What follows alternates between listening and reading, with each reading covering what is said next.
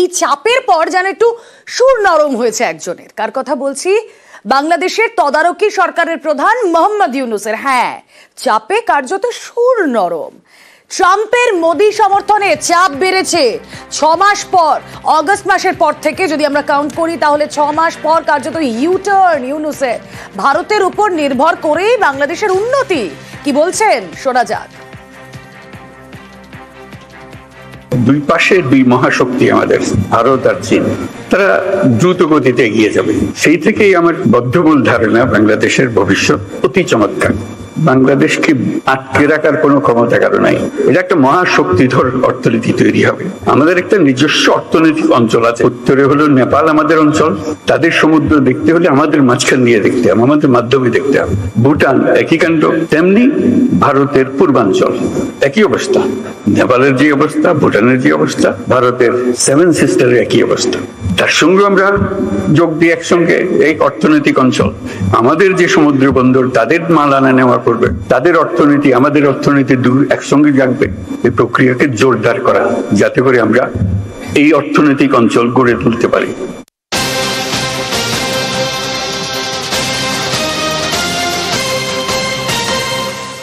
ভারতের স্তুতি শুধু নয়, দ্বিপাক্ষিক সম্পর্ক আরো জোরদার করার সওয়াল, অর্থনৈতিক উন্নতির পক্ষে সওয়াল করলেন মোহাম্মদ ইউনূস। এবং কখন করছেন? যখন দিল্লিতে বিএসএফ বিজিবি বৈঠক শুরু হয়েছে।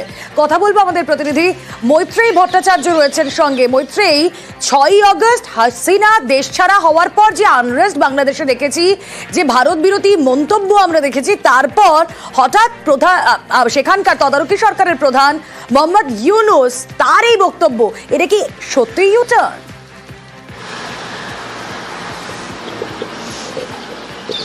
দেখো, অন্ততপক্ষে যে ইঙ্গিত দেখা যাচ্ছে তাতে কিন্তু এটা অস্বীকার করার জায়গা নেই যে এটা মোহাম্মদ ইউনূসের ইউটার্ন। তার কারণ তিনি কোথাও একটা গিয়ে বুঝতে পেরেছেন যে ভারত ছাড়া তাদের খুব একটা উপায় নেই। তার দ্বিপাক্ষিক বাণিজ্যের কথাই ভাবা হোক কিংবা অন্যান্য ক্ষেত্রে, মানে বাণিজ্য থেকে জল সবকিছুতেই বাংলাদেশের একটা বড়সড় নির্ভরতা রয়েছে ভারতের ওপর। এবং এতদিন পর্যন্ত সেই নির্ভরতার জায়গাটাকে তারা অস্বীকার করছিলেন। কিন্তু যত দিন যাচ্ছে, যত কূটনৈতিক সম্পর্কের প্রেক্ষিত বদলাচ্ছে, সেই পরিস্থিতিতে দাঁড়িয়ে বাংলাদেশের কাছে এটা আর অস্বীকার করার কোনো জায়গা নেই যে ভারত তাদের একটা অন্যতম গুরুত্বপূর্ণ পার্টনার। এবং অবশ্যই সাম্প্রতিককালে ডোনাল্ড ট্রাম্পের সঙ্গে নরেন্দ্র মোদীর বৈঠক হওয়া এবং তারপর ডোনাল্ড ট্রাম্পের বক্তব্য সামনে আসা কোথাও একটা গিয়ে এই মতটাকে আরো একটু জোরালো করে দিয়েছে।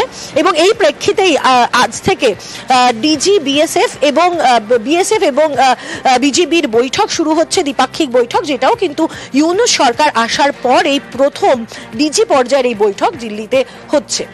একেবারে মৈত্রী, তুমি আমাদের সঙ্গে থাকো। এ নিয়ে কথা বলতে হচ্ছে, তার কারণ ওই যে কিছুক্ষণ আগেই আপনাদেরকে বলছিলাম না যে হাসিনা যবে থেকে দেশ ছাড়া হয়েছেন 6ই আগস্টের পর থেকে প্রবল আনরেস্ট আমরা দেখেছি বাংলাদেশে। ওপার বাংলায় আমরা দেখেছি সংখ্যালঘুদের ওপর কিভাবে অত্যাচার বেড়েছে এবং পাল্লা দিয়ে বেড়েছিল ভারত বিদ্বেষ মন্তব্য। বিভিন্ন জায়গায় আমরা দেখছিলাম সেই ভারত বিদ্বেষ মন্তব্যের হাওয়া।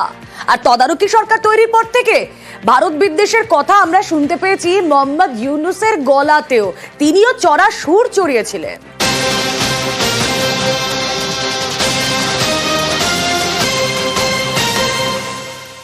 এবার এই যে প্রেক্ষিতটা কিভাবে বদলে গেল, আসুন আরো বিস্তারিত আপনাদেরকে জানাই। আপনাদের মনে আছে কদিন আগে মার্কিন সফরে যান প্রধানমন্ত্রী নরেন্দ্র মোদী, আর সেই সময় বাংলাদেশের দায়িত্ব মোদীকেই দেন মার্কিন president Donald Trump.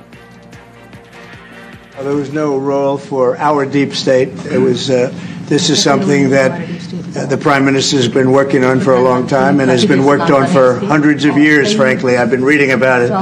But I will leave Bangladesh to the Prime Minister.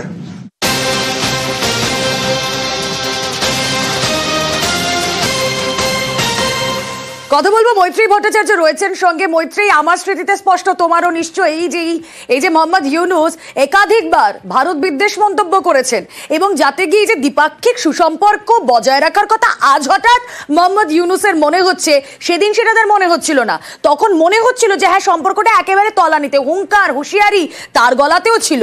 এই যে ইউটার্নের কথা বলে আমরা শুরু করলাম এবং বক্তব্য শোনালাম এই যে ডোনাল্ড ট্রাম্পের, কোথাও কি ওই চাপের মুখে পড়েই এই পরিস্থিতি তৈরি হলো, প্রেক্ষাপট বদলালো মোদির এই ওয়াশিংটন সফর ঘিরে?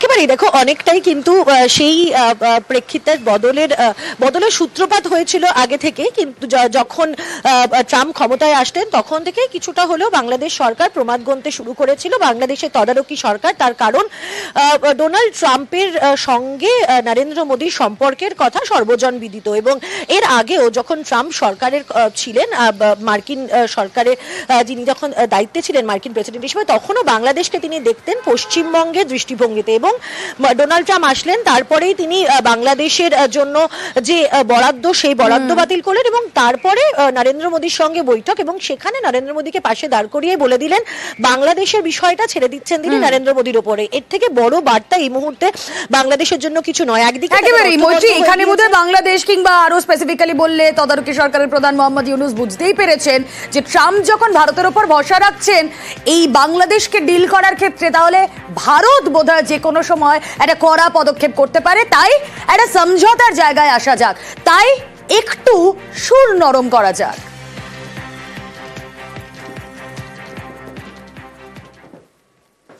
ওমানের মাস্কাট, সেই ওমানের মাস্কাটে কাদের বৈঠক হচ্ছে? জয়শঙ্কর এবং তৌহিদ হোসেনের বৈঠক। বাংলাদেশের বিদেশ উপদেষ্টা তৌহিদ হোসেন, তার সঙ্গে বৈঠক হচ্ছে। প্রতিবেশীর সঙ্গে ভারতের এই কূটনৈতিক দূরত্ব পালা বদলের পর বেড়েছে ঢাকা দিল্লি দূরত্ব। সম্পর্কের জট মেটাতে দু দেশের এক সুর। দ্বিপাক্ষিক চ্যালেঞ্জের কথা স্বীকার দুপক্ষেরই। বাংলাদেশে সংখ্যালঘুদের নিরাপত্তায় জোর ভারতে।